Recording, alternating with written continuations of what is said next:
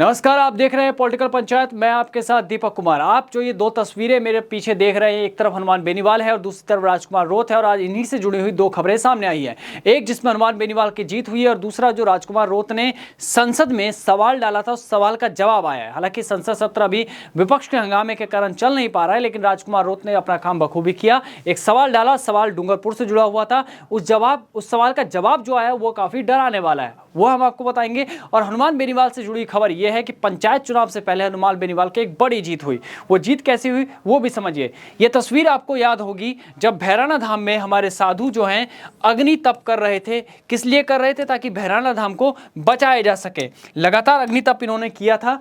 इसके बाद भी सरकार नहीं जागी। इसके बाद वहां पर पहुंचते हैं नागौर सांसद हनुमान बेनीवाल और एक वादा करते हैं साधु संतों के साथ कि जब तक ये मामला नहीं सुलझेगा मैं इनके साथ रहूंगा। इस तरह की बातें की, सरकार से बातें हुई। उसके बाद सरकार ने कई फैसले भी लिए, भैराना धाम का आंदोलन खत्म हुआ। और अब इस मामले में एक बड़ी खबर ये सामने आई है कि जेडीए भूमि एवं संपत्ति निस्तारण समिति की मीटिंग होती है, जिसके बाद आवंटन खारिज कर दिया जाता है, जिससे 206.98 हेक्टेयर जमीन एरिया अब इंडस्ट्रियल एरिया में नहीं लगेगा। साथ ही ने हरित जमीन के उस कैटेगरी में डाल दिया गया है। तो कहीं ना कहीं पंचायत चुनाव से पहले हनुमान बेनीवाल की एक बड़ी जीत है। जो जिस तरह का आंदोलन उन्होंने किया था, जिस तरह उन्होंने इस आंदोलन को आगे बढ़ाया था, और सरकार को भी इस मसले में अब सोचना होगा कि कैसे वो इस डैमेज को कंट्रोल कर पाएगी। क्योंकि जो छवि अभी भजनलाल सरकार की जनता के बीच में बन रही है वो वाकई भजनलाल सरकार के लिए चिंताजनक हो सकती है। खैर, अब आगे बढ़ते हैं। खबर जो है बांसवाड़ा डूंगरपुर, खासतौर पर वागड़ के क्षेत्र से जुड़ा हुआ है, जहां राजकुमार रोत ने कुछ सवाल जो है संसद में लगाए थे। सवाल क्या थे? सवाल ये थे कि क्या ये सच है कि राजस्थान के जनजाति बहुल क्षेत्रों में गर्भवती महिलाओं में एनीमिया और कुपोषण की समस्या बहुत गंभीर है। 2025 में फरवरी और अप्रैल 2025 से फरवरी 2026 के बीच में डूंगरपुर जिले में जांच की गई 10,175 गर्भवती महिलाओं में से 7,000 महिलाएं एनीमिया से पीड़ित पाए गए। ये सवाल सांसद राजकुमार रोत ने संसद में पूछा और इसका जवाब भी अब आया, वो वाकई डराने वाला है। और ये सवाल इसलिए भी गंभीर हो जाता है क्योंकि आपने हाल फिलहाल में देखा होगा कि बांसवाड़ा डूंगरपुर या बीकानेर में गर्भवती महिलाओं की लगातार मौतें हुई है। उसके बाद स्वास्थ्य मंत्री गजेंद्र सिंह खिवसर के बेतुके बयान भी सामने आए थे, जिसको लेकर लोगों में काफी ज्यादा गुस्सा भी था। दूसरा सवाल यह है कि यदि अगर यह है तो पिछले 5 सालों के दौरान जनजाति बहुल क्षेत्रों में एनीमिया पीड़ित गर्भवती महिलाओं के मामलों का वर्षवार ब्यौरा क्या है, यानी कि कितने ऐसे मामले सामने आए हैं। तीसरा सवाल पूछा गया कि इस अवधि के दौरान डूंगरपुर जिला अस्पताल में जारी की गई 4,584 यूनिट खून में से 2,544 यूनिट गर्भवती महिलाओं को चढ़ानी पड़ी, और यदि हाँ तो ब्यौरा क्या है, इसके कारण क्या है। साथ ही पोषण अभियान और आयरन फोलिक एसिड कार्यक्रम के बावजूद ऐसी स्थिति होने के पीछे के कारण क्या है। ये काफी गंभीर सवाल इनसे पूछे गए थे। अगला सवाल पूछा गया था कि क्या सरकार का जनजाति बहुल जिलों में गर्भवती महिलाओं में एनीमिया और कुपोषण की रोकथाम के लिए कोई विशेष कार्य योजना का विचार है? अगर है तो उस संबंध में उसका ब्यौरा क्या है। ये जानकारी सांसद राजकुमार रोत ने संसद में मांगी, जिसके बाद जो राज्य मंत्री हैं अनुप्रिया पटेल, उनकी ओर से जवाब आया है। जवाब क्या है? पहले जो 3 सवाल थे क ख ग, उसमें उनके जवाब दिए गए हैं कि राष्ट्रीय परिवार स्वास्थ्य सर्वेक्षण के अनुसार 2019 से 21 में राजस्थान में महिलाओं में एनीमिया की जो व्यापकता है वो 46.3% है, और 15 से 49 साल की आयु में अनुसूचित जनजाति की महिलाएं 61.6% है। वहीं NFSA 5 के ही आंकड़े के अनुसार डूंगरपुर जिले में, सिर्फ डूंगरपुर जिले में जो एनीमिया के कारण जो ग्रसित महिला हैं उनका जो दर है वो है 72.6%, जबकि राजस्थान में है 54.4%। यानी कि डूंगरपुर जिले में, खासतौर पर डूंगरपुर जिले में जो है महिलाएं एनीमिया से ज्यादा ग्रसित है। इसके बाद उन्होंने दिया है कि अप्रैल 2025 से लेकर 26 तक जो सवाल पूछा गया था, ये तो पिछले 5 साल का हो गया, इसका 2025 से 26 का जो है उसमें 34,304 गर्भवती महिलाओं की जांच की गई, जिनमें से 3,152 महिलाएं गंभीर एनीमिया जिनमें पाया गया।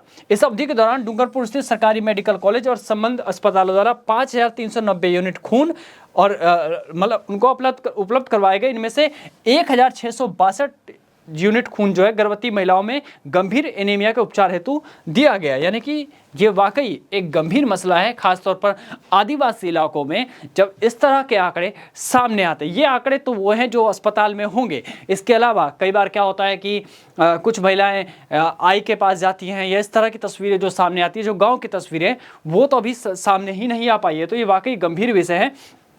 इस बारे में कहीं ना कहीं गजेंद्र सिंह खिफसर को भी सोचना चाहिए, जो राजस्थान के स्वास्थ्य मंत्री हैं। खैर आगे बढ़ते हैं। जो बाकी के क्वेश्चन थे कि किस तरह के प्रोग्राम चलाए जा रहे हैं, तो उसकी जानकारी दे रखी है कि हर महीने में 9वीं, 8वीं और 27 तारीख को शक्ति दिवस प्रत्येक मंगलवार को, मातृ शिशु स्वास्थ्य एवं पोषण प्रत्येक गुरुवार को आयोजित किया जाता है।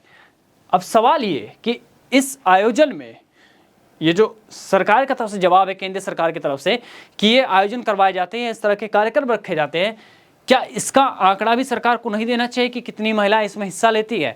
और क्या सांसदों को भी अब वहां जाकर पता नहीं करना चाहिए, और क्या जागरूकता अभियान नहीं फैलाना चाहिए कि आपके इलाके में इस तरह के अगर कार्यक्रम हो रहे हैं तो आप उसमें हिस्सा लीजिए और उन चीज़ों को समझिए? क्योंकि देखिए, सरकार क्या होता है कि कई बार बहुत सारे योजनाओं को चलाती है, लेकिन जनता को इस बारे में मालूम ही नहीं होता। उनमें से भी कुछ ऐसी योजनाएं जो गांव तक पहुंचती नहीं है, जिनकी जिम्मेदारी कहीं ना कहीं आंगनवाड़ी की है, जिनकी जिम्मेदारी जिला प्रशासन की है, लेकिन वो चीज़ें वहां तक पहुंच नहीं पाती। अब जो सरकार ने आंकड़े दिए हैं, अगर हम उसकी बात करें कि एनीमिया मुक्त भारत अभियान बनाने की बात की है उन्होंने, इसमें क्या है कि जो 16वीं बैठक हुई थी एनीमिया मुक्त भारत अभियान के लिए, एनीमिया की उच्च व्यापकता को कम करने के लिए 7x7 रणनीति अपनाया गया, जो एनीमिया को कम करने के लिए एनीमिया मुक्त भारत कार्यक्रम की पुरानी 6x6 रणनीति से आगे बढ़कर है, यानी 7 संस्थागत तंत्रों द्वारा समर्थित है। अब ये 7 जो संस्थाएं हैं, ये क्या काम कर रही है, ये भी एक गंभीर सवाल है, खासतौर पर बांसवाड़ा, डूंगरपुर, या मैं कहूँ कि पूरे वागड़ के क्षेत्र में।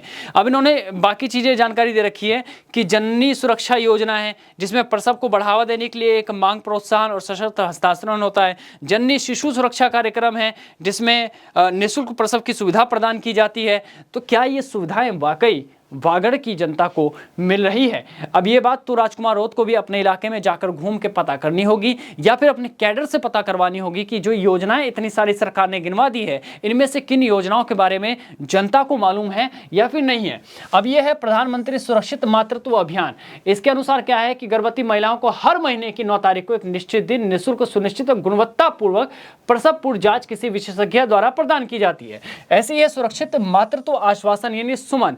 इसके अनुसार क्या है कि जन स्वास्थ्य सुविधा केंद्रों में आने वाली प्रत्येक गर्भवती महिला और नवजात शिशु को निःशुल्क और सेवा देने से मना करने के प्रति शून्य सहनशीलता के साथ सुनिश्चित गरिमा, ये तमाम बड़ी बातें लिखी है ताकि मातृ और नवजात मृत्यु दोनों को बचाया जा सके। लेकिन अभी जो ये जो बातें लिखी गई है यहाँ पे कि सभी रोके जा सके, मातृ और नवजात मृत्यु से बचाया जा सके, सवाल ये है कि अभी बांसवाड़ा, डूंगरपुर में, या हम कहें कि बीकानेर में और राजस्थान के तमाम कई अस्पतालों से इस तरह की खबरें आई जब सिजेरियन होने के बाद महिलाओं की मौतें हुई है। तो ये योजनाएं आखिर है कहाँ? क्या ये धरातल पर काम कर रही है? ये भी एक गंभीर सवाल है।